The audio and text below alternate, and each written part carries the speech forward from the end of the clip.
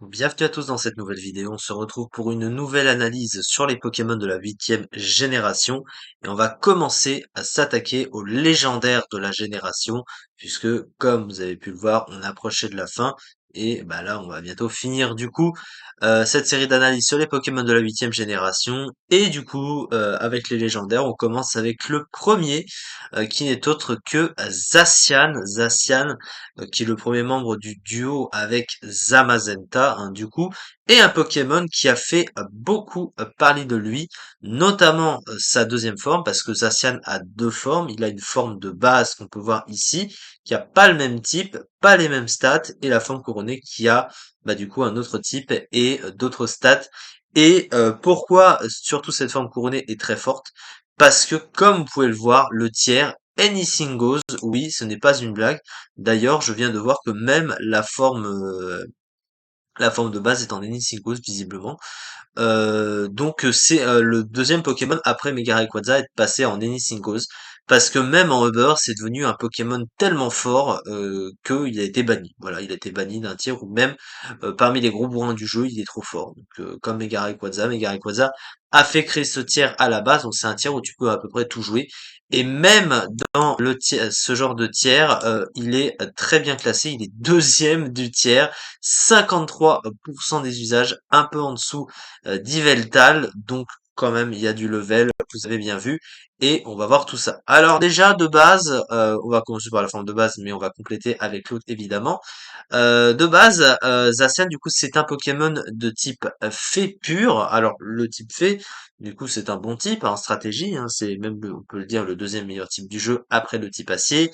Il a trois résistances insectes, ténèbres et combat qui sont trois résistances très pratiques en stratégie avec en plus l'immunité dragon, pour deux faiblesses poison et acier, qui sont pas des faiblesses très gênantes, parce que ce sont pas des types offensifs très vus, et offensivement, c'est également un plutôt bon type, qui va être super efficace sur les types ténèbres, les types combat, les types dragon, globalement, et qui apporte plutôt bon coverage neutre. Après, c'est sûr que c'est mieux d'avoir un double type quand t'es un Pokémon offensif, mais globalement, il s'en sort bien, même avec un type fée pur.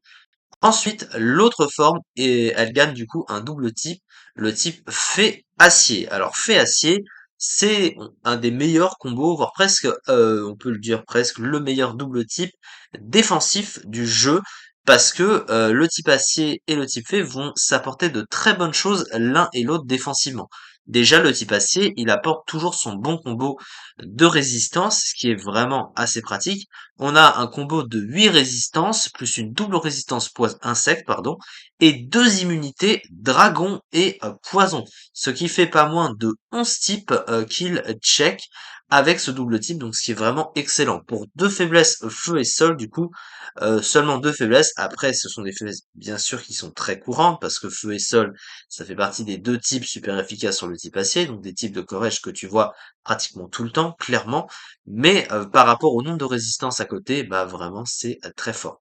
Et offensivement, même si le type acier est pas un bon type offensif, il l'apporte avec le type fée, qui lui est meilleur offensivement, un plutôt bon combo offensif. Alors c'est pas exceptionnel, hein, il est quand même un peu résisté. Il y a 122 Pokémon qui y résistent, le type acier également y résiste globalement, et la majorité des types feu également. Donc ça fait quand même beaucoup, mais globalement c'est pas un si mauvais double type offensif que ça non plus, et de toute façon il a un bon full pour aller avec, donc ça va. Maintenant au niveau des stats, alors la forme de base, alors oui le talent du coup, c'est intrépide sort. Le talent c'est un talent assez spécial. En français c'est l'âme indomptable. En gros ça augmente l'attaque du Pokémon quand il entre au combat. Ça veut dire que dès qu'il rentre sur le terrain, il a déjà 50% de plus en attaque. Donc c'est comme si qu'il avait l'effet d'un banc de choix, en plus sans banc de choix. Donc ça veut dire que bah artificiellement, en plus de la stat d'attaque que tu as déjà 50% de plus. Donc tu tapes déjà très très fort, que ce soit sur la forme de base ou sur la forme couronnée, surtout la forme couronnée, parce que regardez les stats de la forme couronnée, hein, 170 en attaque, c'est extrêmement fort. Évidemment, c'est pas aussi fort. Enfin, on va dire que sans compter le boost, du coup, c'est moins fort en statistique de base offensif que Mega Rayquaza, mais avec l'effet du talent en arrivant sur le terrain, bah du coup, c'est extrêmement fort. 166 en attaque, ça tape comme un gros sourdingue, hein, clairement. À côté, il a un très bon bulk de légendaire, hein, il a 92 en PV, 115 dans les défenses, donc il tank très bien les coups.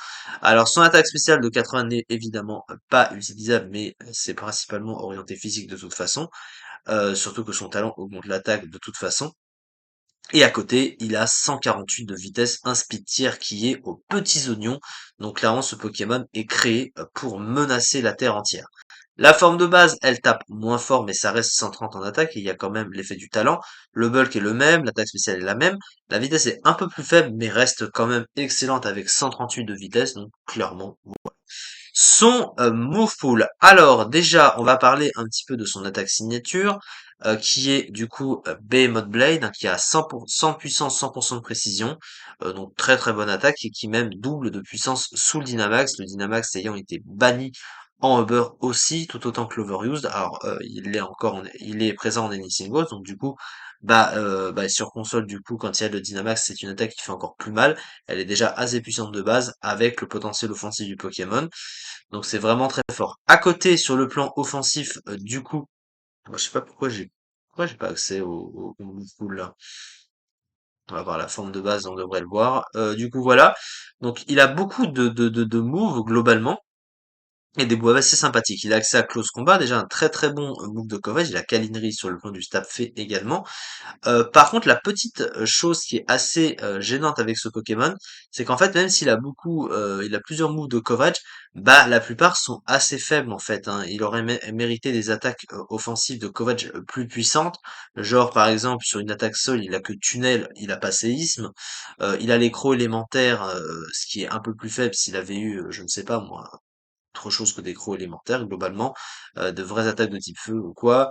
Même pour l'attaque de type une attaque de type électrique plus forte, il va avoir éclair fou qui a un recul, donc du coup c'est moins ouf.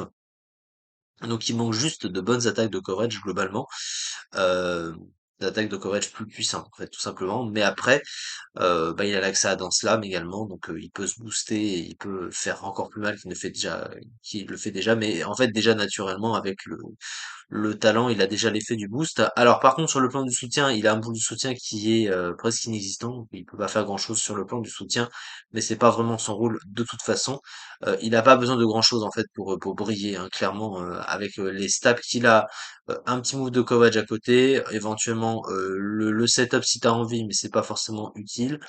Euh, clairement ce Pokémon c'est un danger public, hein, et voilà pourquoi il a été banni, hein. Je pense que ça paraît évident, il fait des dégâts monstrueux ce Pokémon, à peine entré, donc du coup c'est vraiment avec les stats qu'il a, c'est vraiment très très fort.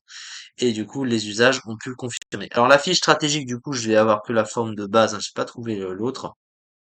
Alors, une excellente statistique en vitesse alliée à une très bonne attaque, des défenses ainsi qu'un move solide pour un Pokémon offensif, un talent extrêmement utile qui augmente son attaque d'un cran à son entrée sur le terrain, un type fait pur intéressant offensivement mais aussi défensivement, une attaque spéciale trop juste pour être exploitée, il manque cruellement de bonnes attaques de couverture, vous voyez, hein, il pourra en effet toucher tous les Pokémon du jeu mais avec des attaques plutôt faibles, une base de paiement, voilà, il mériterait des attaques de coverage meilleures. Mais voilà, c'est un Pokémon très fort, deuxième de l'Enisingos en forme couronnée, je pense que ça règle un petit peu le souci et du coup la forme de base elle est 25e, qu'elle est plus bas classée mais 25e dans le top 25 du coup de l'Edisingo. Donc c'est quand même pas rien. Voilà en tout cas pour cette vidéo. Merci beaucoup du coup de m'avoir suivi et on continue très prochainement pour la suite avec le reste des légendaires du coup de la génération.